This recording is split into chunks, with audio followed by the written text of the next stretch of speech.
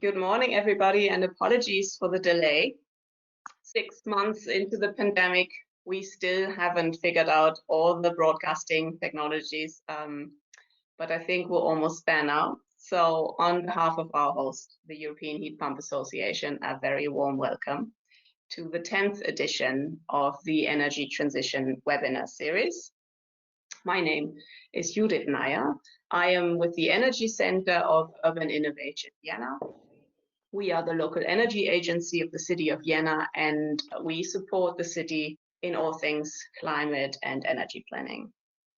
I have the honor of moderating today's session on energy communities and cities, the path to establishing new roles and new potentials.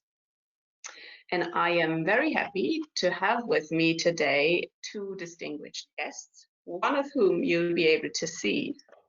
I'll come to that in a minute. Two distinguished guests who have started to walk down a considerable part of this path already and will talk to us today about their journey. The good bits, the beautiful stretches, also roadblocks they encountered and blisters they may have, to stay within the metaphor of the title of our webinar today. So before we get started, a few words for context so that you're orientated in the subject and in what we're trying to do today. So energy communities and cities, why that as a topic?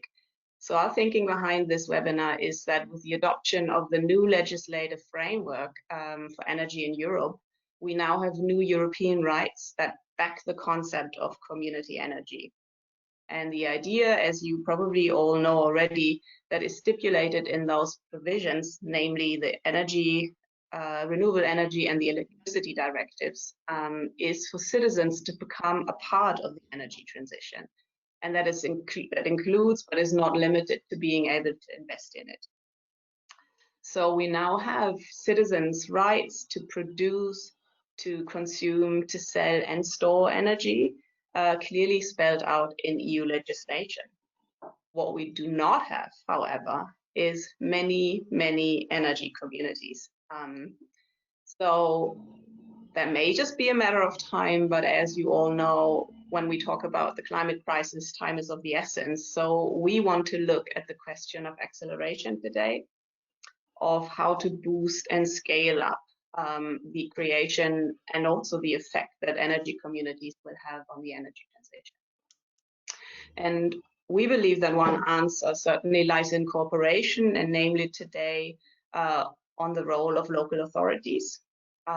So we are asking the questions of how they can become more involved in, and how can they broker and leverage the creation of community energy projects.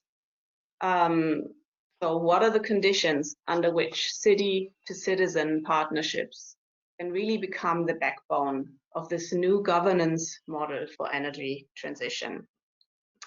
And to sort of discuss this, we will look at a few examples to better understand these relationships: city, citizen, local authority, energy community.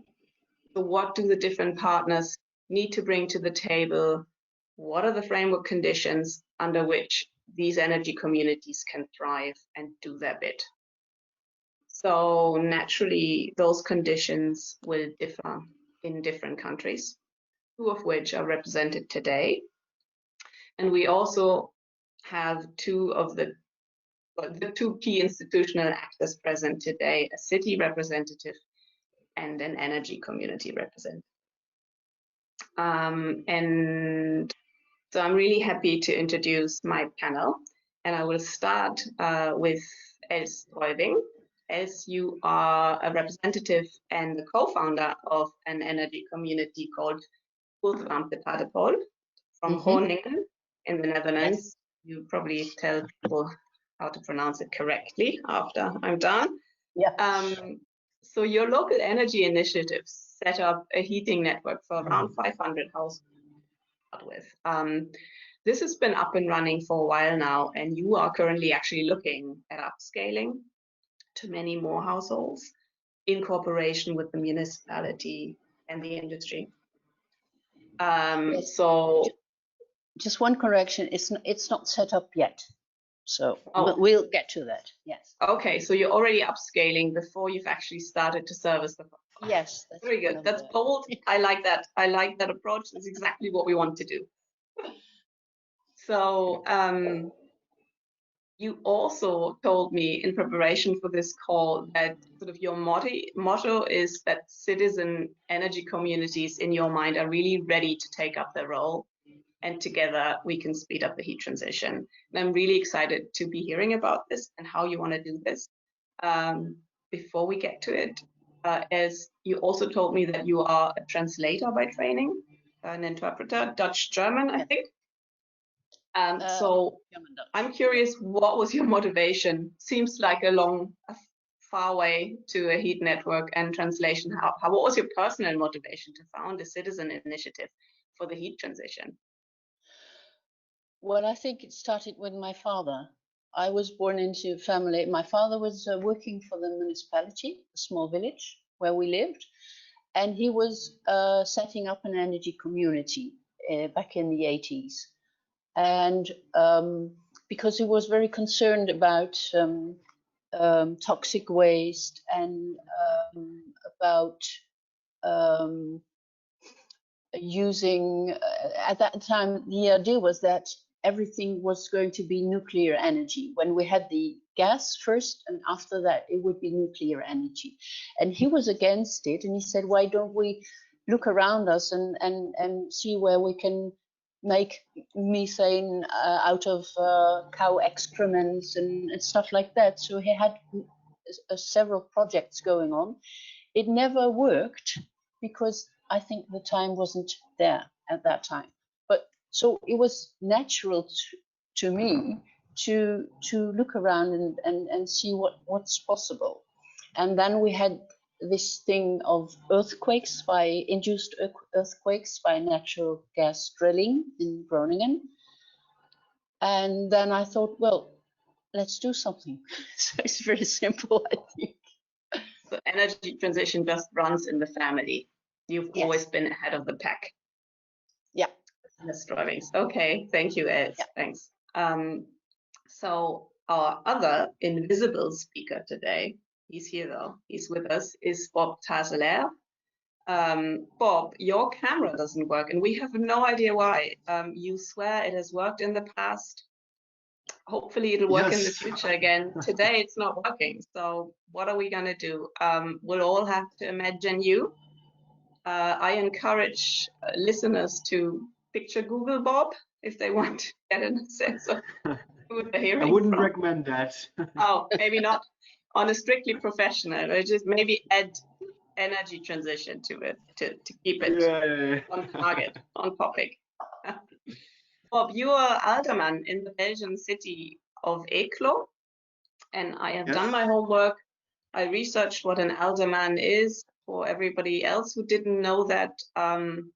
So there's a city mayor, and there are sort of vice mayor in charge of a portfolio, a topic portfolio, and together the mayor and the alderman / vice mayors, they form the executive college of the city. Is that correct? Perfect. Your research was very complete. Very good, very good. Thank you. Yeah. So Bob, your background, professional background, is in geography, so not as far away I would have thought than Els's, but you also have an interest in language.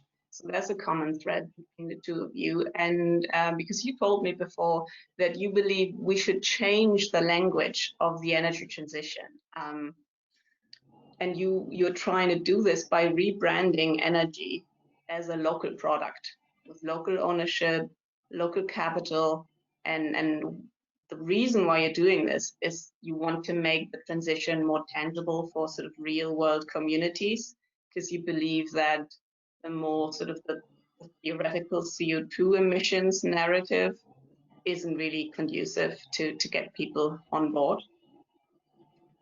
Well, especially, I'll get to that later. Sorry to interrupt. That's fine. Totally fine. You'll have time. You'll have the floor in a bit.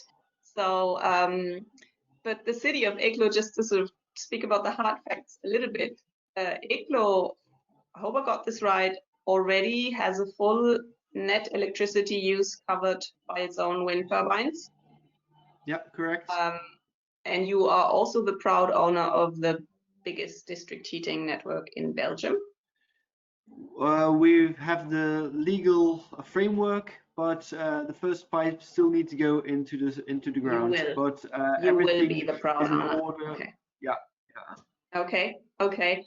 You also have the plan to cover all houses in the city with solar panels. And by this, altogether, you're aiming at cutting your CO2 emissions by 126%. Now, I know you didn't really want to talk about CO2 emissions so much, but I'm going to ask you, 126% startled me. It's both very ambitious, more than all, and it's also really precise, like a single digit in the last sort of. Can you tell us a little bit about that emission reduction goal? Why minus 126%?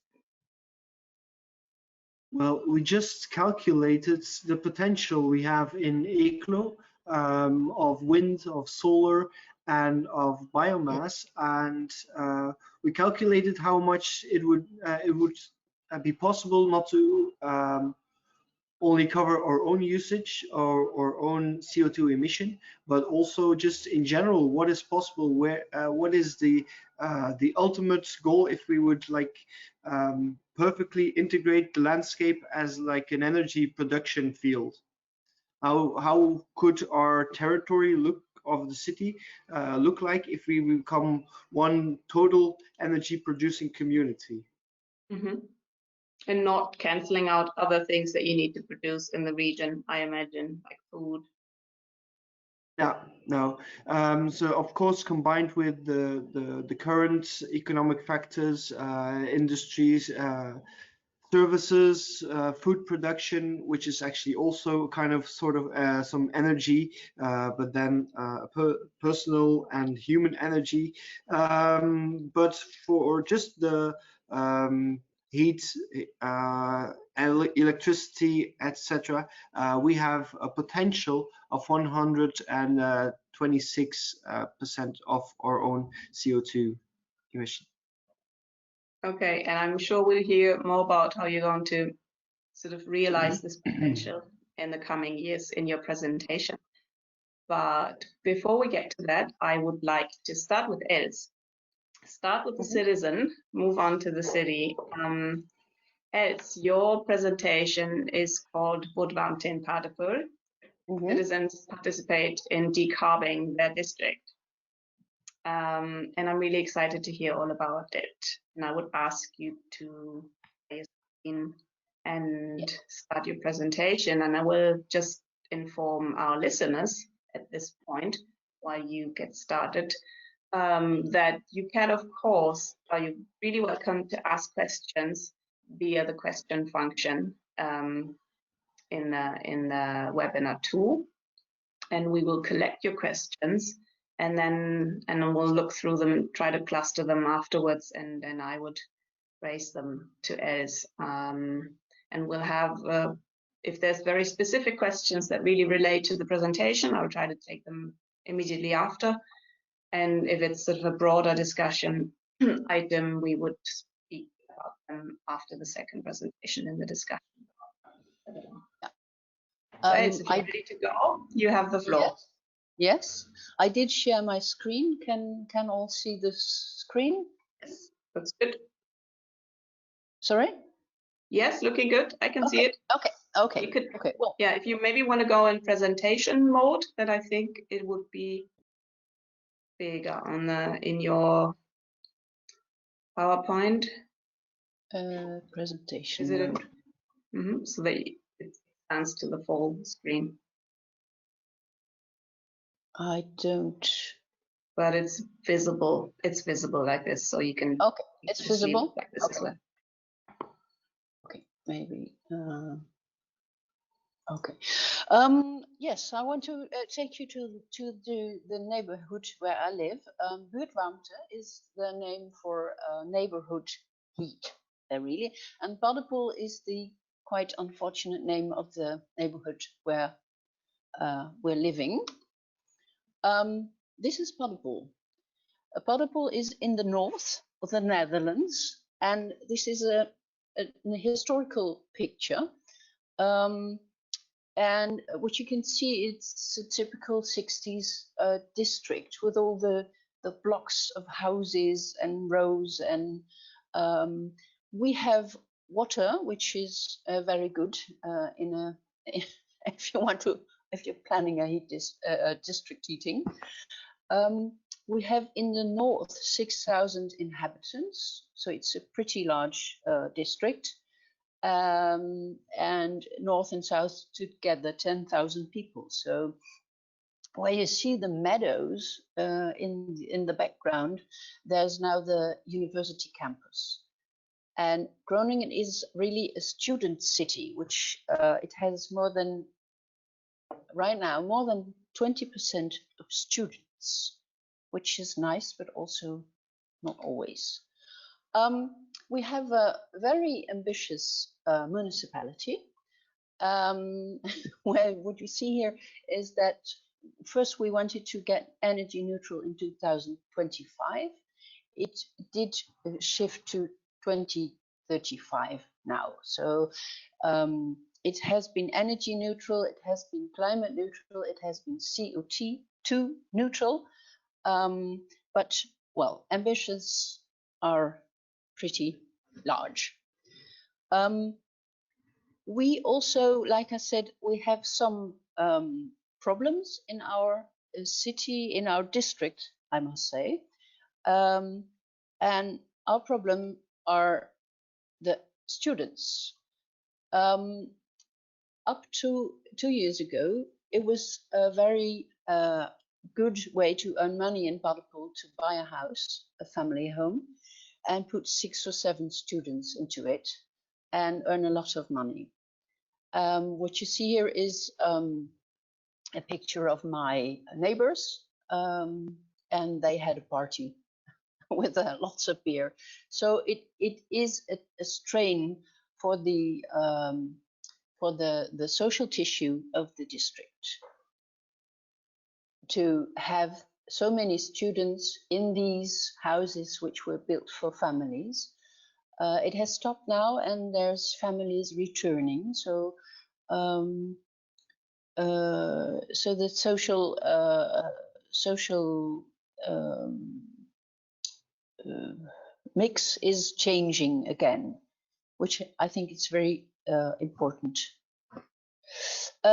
We have a bigger problem in Groningen, in the province of Groningen, and in the city of Groningen as well, which also has to do a lot with the wanting district heating, wanting an alternative for natural gas, and that is that we suffer from induced earthquakes.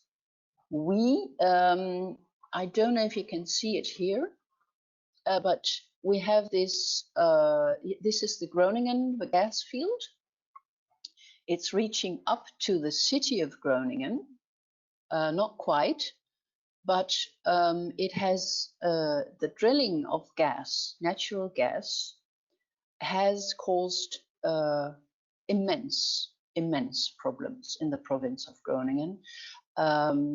Churches are torn down, houses have to be rebuilt. It's costing a lot of money, and it's also costing a lot of it has a huge psychological impact because people are getting scared. And of course, they point at the national government and at the gas drilling companies to stop. But then if you say, we want this to stop, you have to have an alternative, because I think 98% of the 98% of the heating in the Netherlands is natural gas. So it's our most important source, and of course it's a fossil source. So here you see us, a group of inhabitants of Paddepoel protesting against the gas extraction. It was 2017, and in 2016 we started an energy community, and it was mainly concerned with energy saving and energy and solar panels and things like that, like your ordinary energy community, I'd say. We've been pretty successful in the first years. But then, of course, we wanted to be to take up larger tasks and larger projects. So we teamed up with the city's energy cooperative, Groningen Power, which means Groninger Power of Groningen. And they're working throughout the city.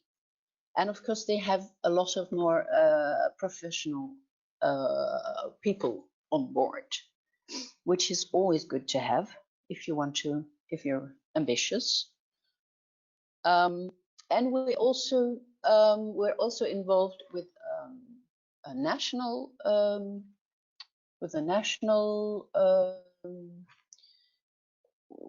collaboration organization of several initiatives, citizens' initiatives, uniting on a national scale. It's also called Buurtwarmte, neighborhood heat.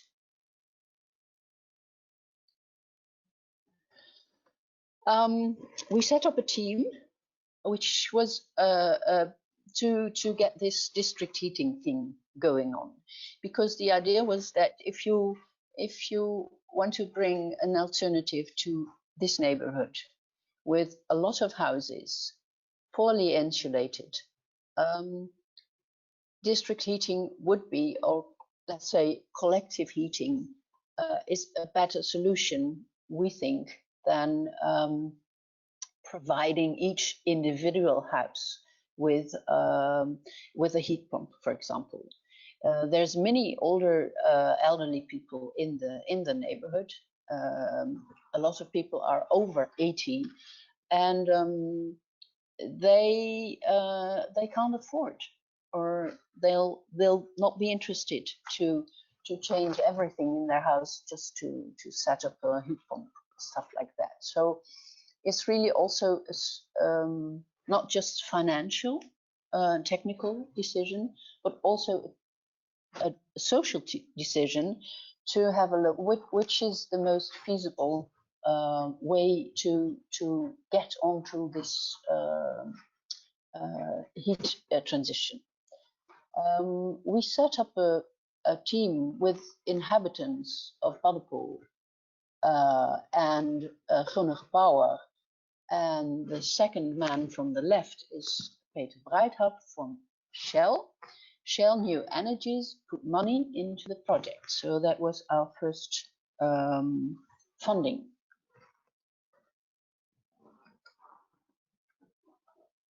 We did a survey because we wanted to know how people looked at it, at district heating, which is, of course, as everyone who listens to this webinar knows, I think, is not always positive. So the public isn't always positive about district heating, about the monopoly position and being expensive. And so we looked into how could we take into account these negative feelings, and how could we make them more positive? What is it that people want from us? What would be a good way? So we made a concept of design. That's why I just said we haven't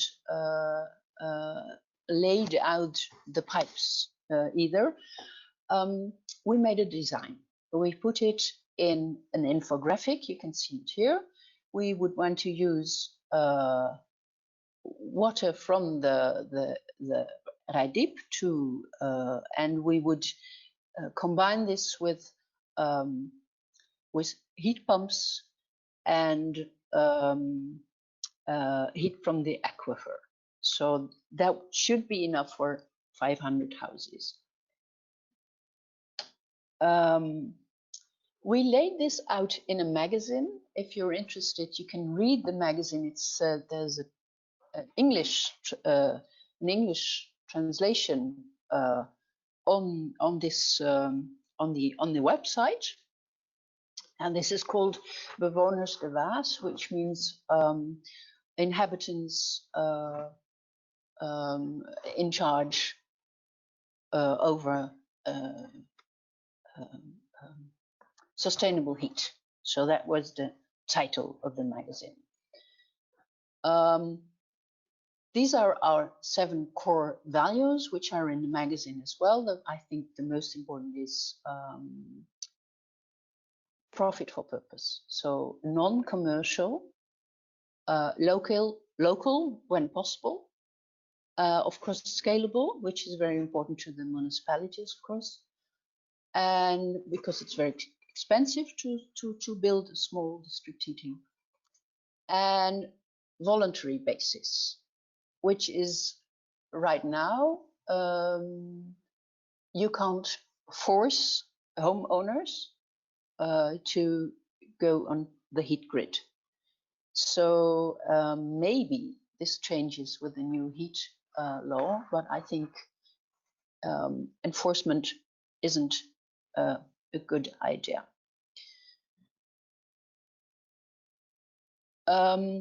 In November 2019, we had a meeting. It was pre-Corona, and we had almost 200 people in the primary school. And here you see them reading our magazine. And there was a great atmosphere. People were very positive, interested, curious. So it really was a great evening. We also had visitors. We had the program manager of the municipality visiting us, the man at the left. And at the occasion, he said, well, we are very interested in your plan, and we want to look how we get this further. Because we had some development money from Shell, New Energies, but of course, if we want to go on, we have to do some more. So that was the first time that the municipality, who had been at the sideline from that until then, was they first said to us, well, you make a concept of design first, and then we'll look further. And so we did, and they were interested. There is, however, a small problem, maybe not small. Well, it's a challenge, I'd say. The city of Groningen has their own heat company. It's called Warmtestad. And what you see now, what you see in the picture is the director of the water board, the director of Warmtestad, and the vice mayor joined together. And behind them, you see one of the houses that is supposed to be, well, it's on the district heating now. And the municipality, the city of Groningen, put a lot of money into this heat company. But unfortunately, they had some setbacks, and they're only connecting the large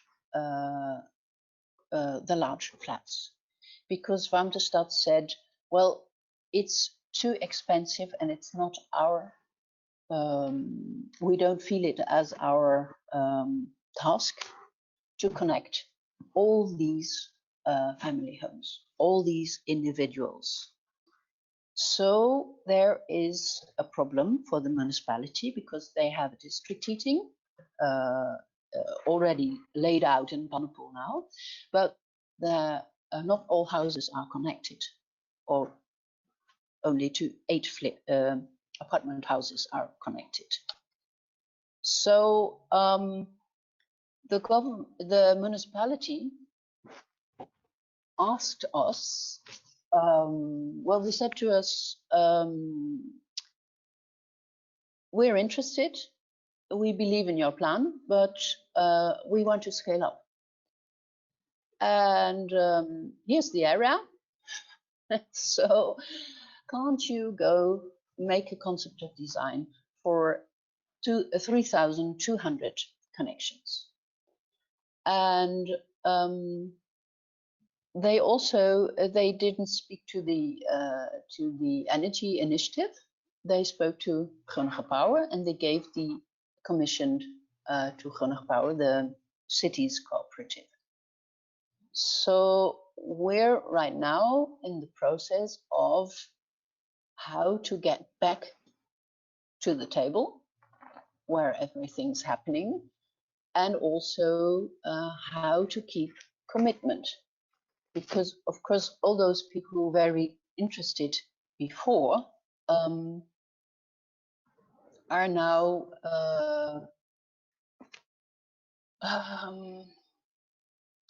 a bit worried what will happen, and there's delay, and can the municipality be trusted, and what's happening, and who's in the team. So that it does cause some, let's say, communication problems. But well, let's say, let's change with close with a positive note. I believe that the next goal is to bring together these people, these pictures taken in November, these happy people curious to do something with and for their neighborhood, and bring them together with the larger ambitions and not losing the momentum, which is quite a challenge, I'd say.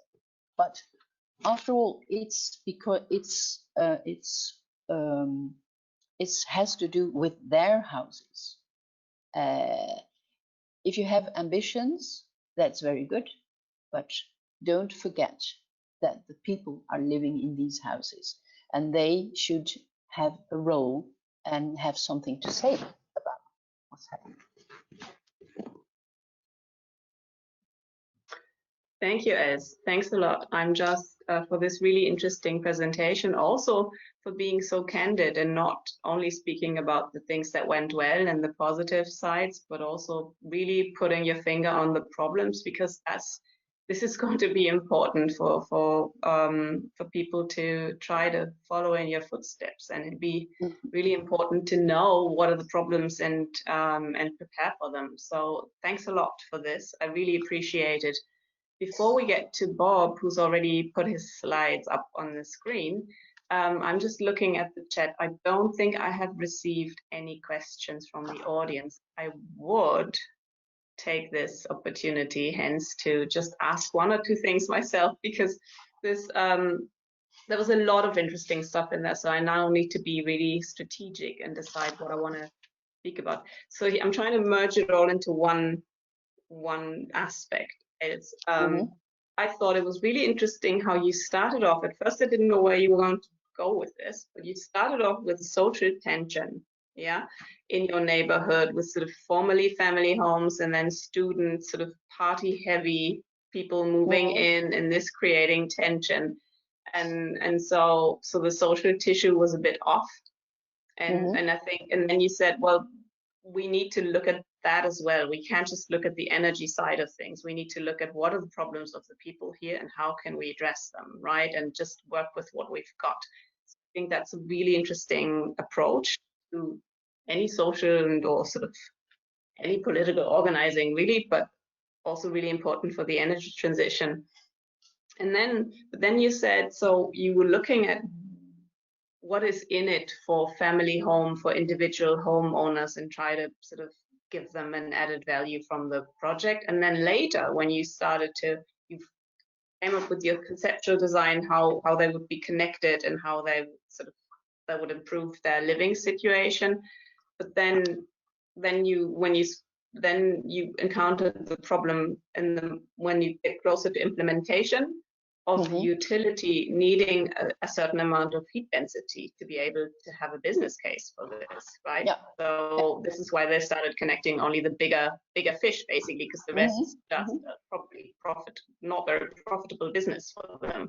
Right. So so this clearly is an important question. How do you manage to, when you come up with a conceptual and social design of your project, what point do you need to start to talk to your allies about the business case of it, and when does it come together to avoid in the future sort of these things falling apart at a later stage? Well, of course, there is a problem in Holland. I think in many more countries that the heat grid is socialized, so we all pay for the heat for the gas grid, and the heat grid has to finance itself by finding consumers. So that causes a tension, because what you get is that a lot of new district heating grids are very expensive, which causes negative opinion in the public opinion. So what we need is a finance giver, for example, the city of Groningen, who can who doesn't have to get the money back in the first 10 years or 20 years. We can leave 30, 40 years and think in spans of 40 years to earn the money back. So we need a public financer, I think, because commercially it's not interesting, district heating right now. In these conditions, okay. Yeah. So the local authority here needs to come in with a sort of more longer term thinking, with less of a profitable sort of agenda, and then hopefully sort of once things start rolling, it'll work itself out. Thank you, Els. There's another question. I'm not asking for an answer because we need to move on, but I just want to flag it because it's something that's really particular to the Netherlands. You said at some point you can't really force people to change, because that's not going to work. And I'm inclined to agree with you on this, thinking like it needs to start with choices, otherwise you'll build up sort of opposition to what you're trying to do. On the other hand, I just want to put this out there. This is, I mean, you also said you had earthquakes, right? People are actually scared. So there's an intrinsic motivation that is considerable in the Netherlands to move away from gas that we're not seeing in other countries. So I'm not advocating for more earthquakes in other countries, but I'm just trying to sort of flag the problem that this intrinsic motivation isn't the same anywhere. So we need to work around a little bit, try to, keep the idea of starting with choices, but also pushing people a little bit to reconsidering. I think we should have some successful projects first, and then because we haven't had many successful district heating projects in the Netherlands, so we'll have to build some first, and then we can change the public opinion to, I think, towards collective solutions. Okay, thanks, Els. So I'm really happy to thank you very much. If our viewers and listeners are still sort of thinking up questions, please don't be shy, put them in the chat. We'll try to come to them later. There'll be another opportunity for questions to Els. But now let's move on to Bob Tazeler. Bob, you're going to give us the municipal perspective, and you'll talk about energy as a local product in Eeklo. Yeah, totally. Do you see my presentation? We see your presentation, so that's good. We still don't see you, but we see your presentation. We'll concentrate on that. Yeah, it's also the most important thing. All right, so I'd like to start with just a very general idea that up until 7 generations ago, all the energy we had was local. We used wood, we used food, coal, muscle power from animals, and even slaves. And especially, it's certainly not like a way to go back to this time, but just to acknowledge that this was the energy system for thousands of generations. This was an organically and locally grown energy system, which I sometimes also like to call Darwin's energy. And then at some point, somewhere in the 19th century, like oil and fossil fuels scaled up this whole energy system from local to global, and from a regeneration cycle from a few years to a few millions of, to several millions of years.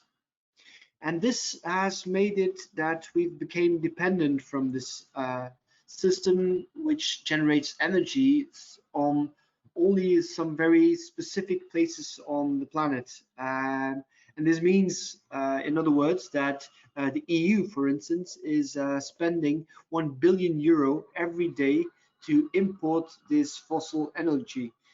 Belgium, we are 5th in this dependency ranking. And for Belgians in general, we all spend €2,000 per person per year to fossil fuels.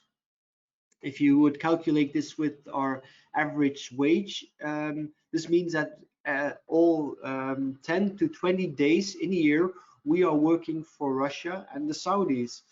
And so I can really understand, especially when energy prices are rising, and subsidies to make the energy transition are going to the higher incomes, that there's a lot of frustration with people who are left behind in this energy transition, naming the maillot jaune and the yellow jackets. So I truly understand, because with their average wage is lower, they actually also, but their general spending on fossil fuels is the same. The impact, or the days that they are working for people abroad, is actually even much higher than people with high incomes. And then, yeah, we have the case of Eeklo, the city I was fortunate to grow up in, and that has a long tradition already, starting in 1999 in cooperative energy. In 1999, the first 3 wind turbines, totally cooperative wind turbines, were placed. And at this point, in 2020, we've reached the point where our production actually already covers our total electricity use. And I will be probably one of the first politicians not to take credit for all of this success, because I was still in high school when this whole project started. And just some very fortunate change of events have led me to a position where I can deepen this energy transition, and to have this to be one of the catalyzing elements, hopefully, to broaden this energy transition. So what did we do in 1999 is that in like other tenants, the city opens up. So we had 3 spots of land, and we wanted to build a wind turbine. And instead of just going for the quick cash, we said, let's do this tenant a bit differently. Let's say that the tenant will need to have an added value for the whole community. They would have a certain point of information, a central point of information, so that people could go to and ask questions, but also to schedule visits to the wind turbines, and to have them opened up for schools, for organizations, etc. And also that the direct benefits, the added value, the ownership of this wind turbine should be to the local community. So these were the three main like principles we used to implement this whole project for the first 3 wind turbines. And the location we chose was like compared to now very close to the city, only 50 meters away from the houses, and we did that just to strengthen the connection between where the electricity is produced and where it's consumed, but also for the whole city. So these landmarks, because they have a very big effect on the landscape, we shouldn't deny this, but you could also approach them on a more positive way and connect them to the identity of your local community, saying that, yeah, let's just become self-sufficient, and with the direct benefits, not just spend any more money on fossil fuels from abroad. Now, the curious thing that we saw is that in just 3 years after when they were erected, these turbines, energy consumption dropped by half, with all the participants, with all the cooperants of this turbine. And by 2008, we had another 5 applicants for new turbines.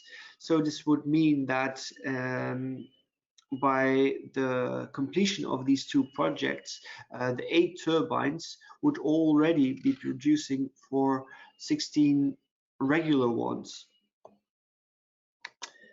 But we felt from 2008 on that the support for wind energy was changing, especially because there were some unfortunate regional and national decisions which opened up agricultural land for the development of wind projects without any constrictions.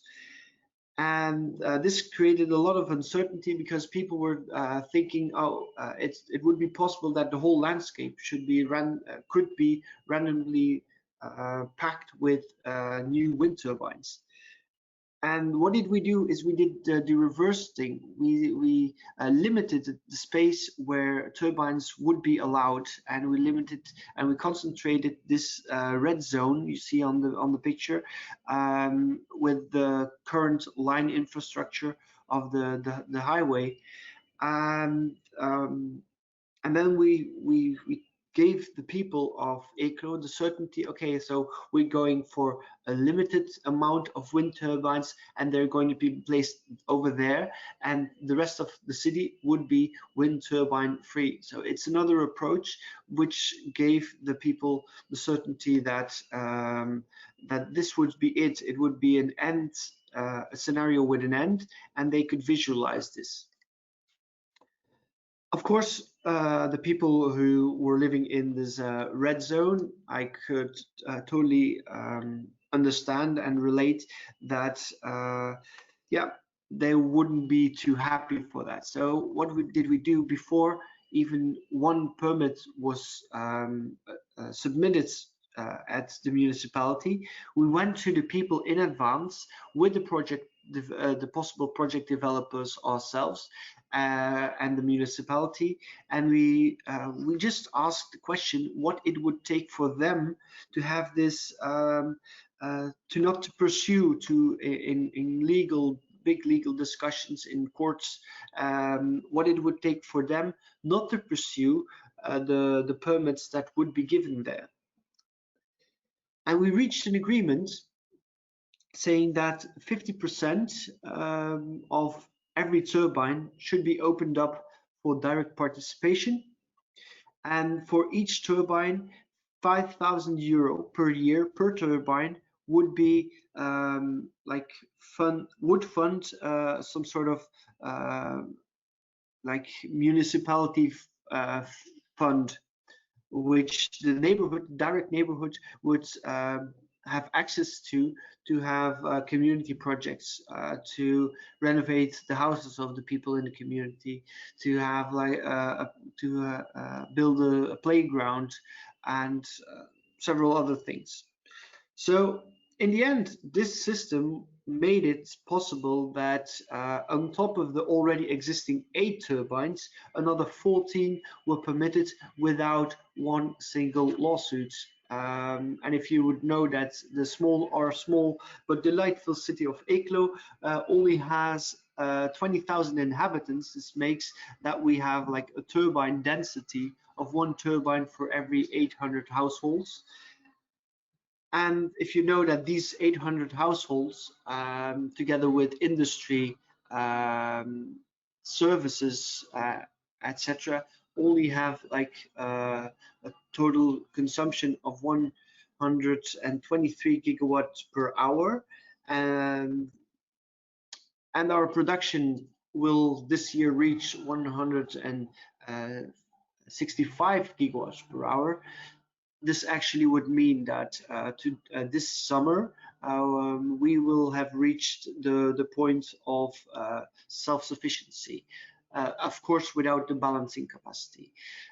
I'll still need to check the actual data, but this is what in theory our model has reached by this year.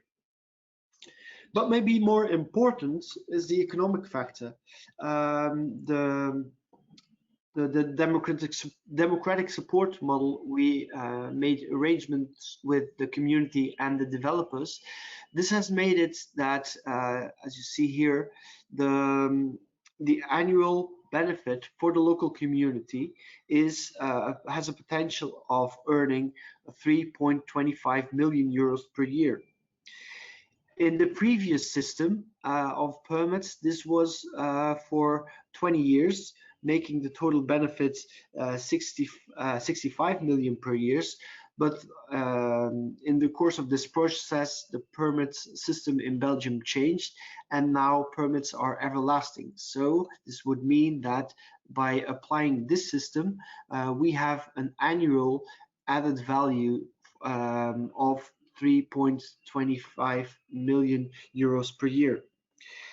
And this would go directly into a climate fund, and of course opens up a lot of cool possibilities. And I'm just going to show 3 small examples of that, and how we use these wind projects to accelerate the energy transition as a total. And the first one is how to like connect the yellow jackets and the green jackets. And it's just like to make it about money, to show the people directly what these turbines would have for an effect on their electricity bill. And so we calculated that people in debt, in Belgium, they are they're dropped by the market, and they are forced to join the supplier of the government. And the government has said that to motivate these fragile customers, they would have them pay the highest fee for energy of the whole market. So this would mean, in essence, that if we could use one of these shares of the wind turbines that we have placed in the north of our city, the direct benefit on the annual bill would be a net profit of 200 euros for these people.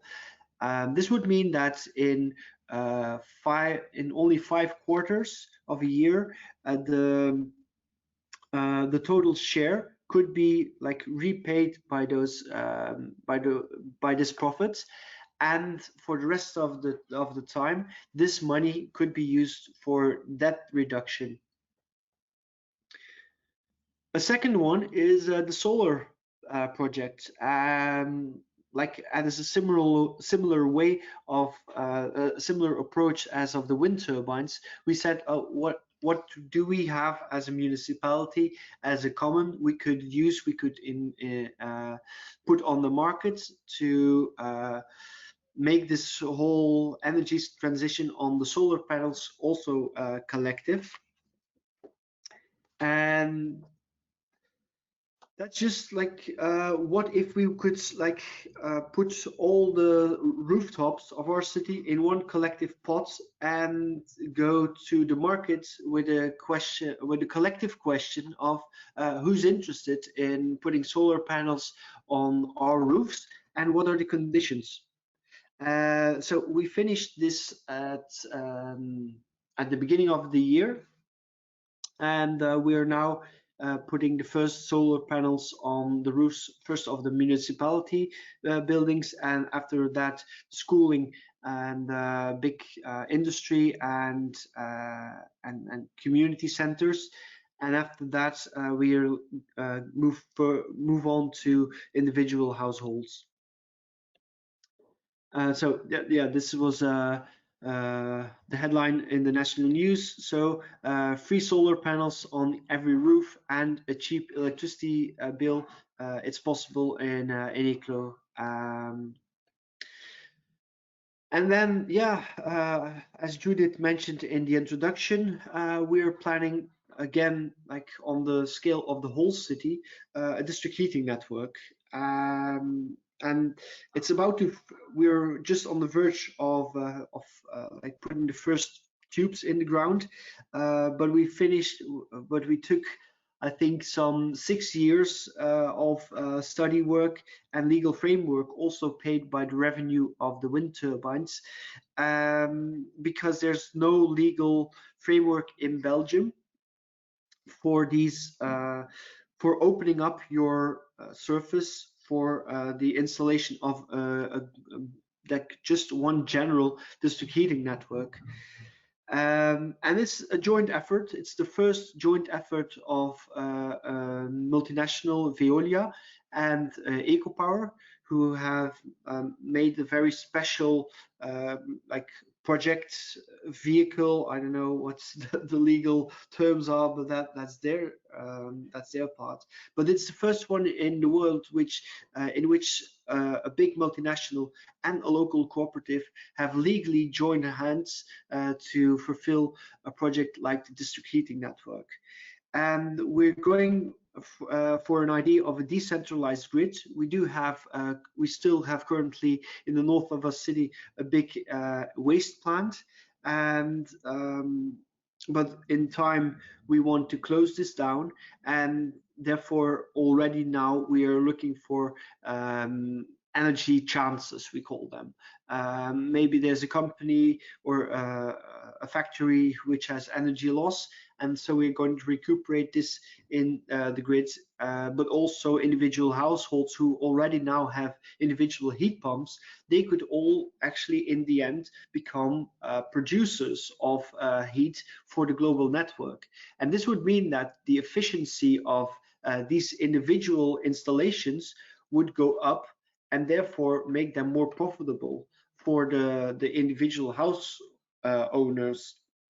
So instead of giving them subsidies, you would actually like use the money that their neighbors are now spending on gas to pay for their heat pump. And I think that is one of the key conclusion or the key issues of accelerating the energy transition as a community, is what you could do as a collective instead of what you could do all as individuals, one next to another.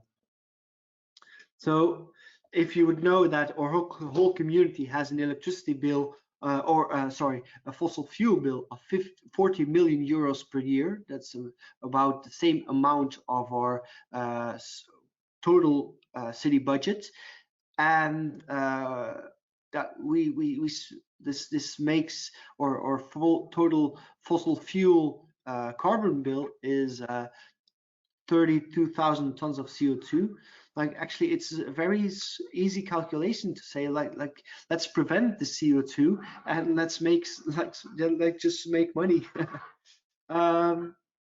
And this is a principle, and this is the last slide. This is a principle you can use for energy, but also you could use this for food, but also for, of course, for beer and for any other economic industry, to make these all these industries again more about local production, ownership, and identity. And this is a slide I found in a presentation of one certain area in Amsterdam, where they calculated what a whole neighborhood annually spent on vegetables, on fruit, on meat, on dairy, on bread, on beer, clothing, etc.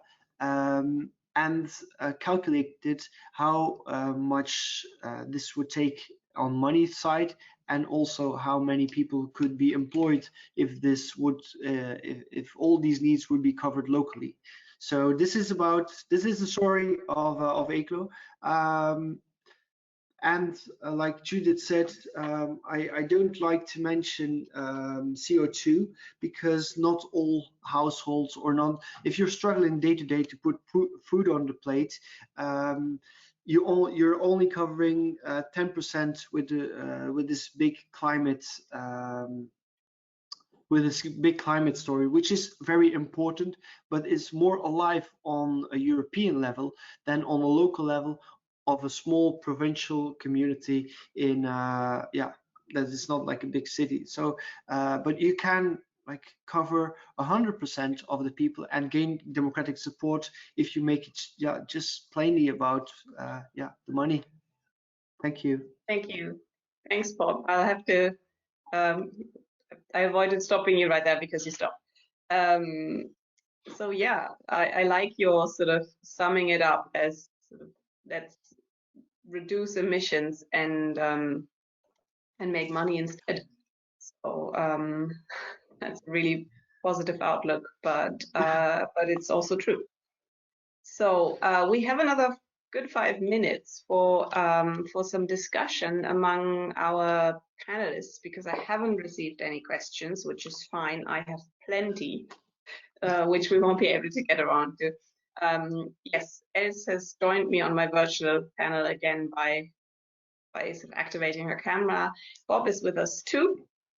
So Bob, I just wanted to say 2 things from your presentation as well. I really love and this is maybe where your geography training came in handy. I loved your spatial zoning approach of just acknowledging that people closer to the production plants, in this case to the wind turbines, need other trade-offs than just citizens who live further away but benefit from the electricity just the same. So it's interesting to sort of think of a differentiated availability of shares to the production units, to be able to say, you know, I live closer to it, so I should be able to own more shares or something like that. So that's an interesting concept to get people on board, and also acknowledge that some of the drawbacks are real. And the other thing I sort of got stuck in my mind is that you said 6 years of planning because of lack of a legal framework, actually putting in new pipes, like putting in a new district heating network. So if anybody wants to replicate, start early. I mean, start, don't wait, because it'll take a while. It's sort of, it's heavy duty work. So, and there's not a lot of precedent, or in some cases not. So energy transition needs to start early, but it will still require patience from us until we see all of the results that we need. So Els and Bob, just to sort of bring your 2 stories together in a really, you only have a minute statement or so left. Thank God we didn't receive any questions. If our listeners here wanted to try and do what you did in your communities, what would be your sort of the 2 key points that you would tell them to do or to avoid doing when trying to build up, in your case, Els, set up a citizen energy community, or in your case, Bob, to try and do this from a municipality level? Els, shall we start with you? Yes. What the people should, Well, should do. Well, what I would, it's not just sitting at the municipality with your color box and coloring all the areas where you want to do something, but go into the areas, mobilize the groups and the people that are there, or let someone else mobilize them for you, and look at the social possibilities and give people a grip on the situation. Because what also speaks from Bob's example, I think, it's about money, it's about ownership, it's about local pride. And a lot of people tend to think only about the money, and it's expensive, and we want to get people in by saying that it's not so expensive, they think. But it's also about trust. And I think, yes, you should. There should be a top-down approach for energy transition, because it's so large and complex and everything. But there also should be this bottom-up strategy, and you should try and get them together, to work together, to be able to mobilize this this curiosity and this need for we want to do something too. Thanks, Els. Bob, what are your two key recommendations? Well, we were very fortunate with Eeklo to have the free space. We were ahead of the market. And what I would suggest is go to your local politicians and demand that they reopen the free space, and they make the free space for citizen initiative. And yes, make the preference of the economic model to citizens. Have citizens have the initiative for maybe 2 or 3 years, and if a project for every project that is submitted by the government at the local municipality, and if citizens could take over this project, okay, fine, then citizens could do it by themselves. If not, okay, leave it on to the market or bigger capital to come over and invest in it. But have the legal framework to have citizens take the initiative. And then the second element is that think big. Think as a community, and think what your whole community spends on an annual level, but also on a 20-year level. What is the end goal of the energy transition? And see it in this perspective, and what it would cost to make this transition if everybody would make this decision individually, or if you can make this collectively. And so these are I think the two elements I would recommend is think big and demand for politicians to open up the space for citizens initiative.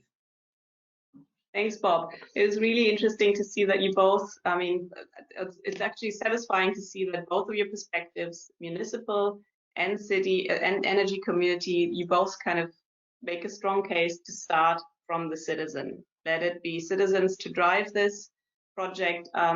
Don't focus on your sort of big plans in your head, but focus on the problems that are there and the people you're working with. So I think that's a nice way of sort of bringing these two perspectives together towards the end of our webinar. Also, yeah, let citizens drive the progress, think big, and I would add start now as a third sort of thing to keep in mind if you want to follow the examples of Els and Bob, who were on the call today. So we've run out of time. A massive thanks to both of you, Els and Bob, for having joined us. It was really interesting to listen to you.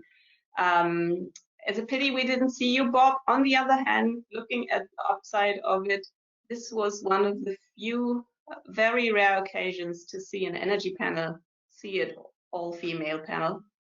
Happens very rarely, so let's just look at it this way. If I could contribute to this, I'm very happy. I'm glad this is how you see it.